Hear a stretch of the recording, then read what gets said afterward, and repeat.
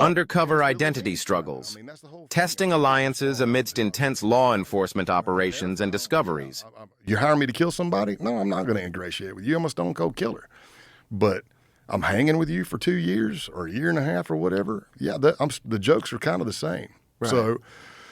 So I'm pissed. And at one point, I'm telling Joe Dawgs, I'm like, you know what, man? F all you sons. I said, y'all show up tomorrow? I said, I'm stripping all y'all in the damn parking lot. I was just, and they were nice. They let me vent my stuff. Well, that night, when I went to turn in my equipment at an undisclosed location, probably 3, 4, or 5 in the morning, to the case team, what I found out was this. The shift started with Sergeant Higginbottom. Everybody called him Higgy, and Joe, the detective. These guys are awesome, phenomenal law enforcement officers. Although I think their love language is yelling. Maybe that's my southern thing mixing with the northeast thing. But they told me, they said, Scott, we heard you in there. And I'm like, what? When I had that first interaction with Joe Dawgs, they are very street smart. They're very good investigators, and they have been working this group forever.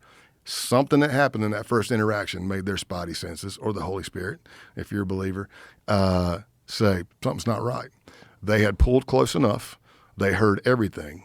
They put on their vest, they suited up, and because they'd been in that clubhouse before and knew that door system, their plan was to drive the van into the cinder block wall next to the door. Oh, my God. Just to smash that, Sometimes I'm teaching this, I'll joke about it and say it probably would have killed me because I was in the basement, But reverse, back up. You're so damn heavy.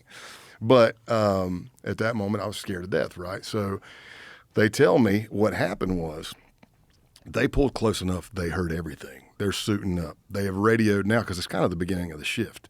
They've radioed now back to Boston. Everybody that's working that night is now blue lights and siren all the way down to hauling ass to Taunton, Massachusetts. So I say this in a jovial way, but the case agent was actually a good friend of mine. We went through the FBI Academy together.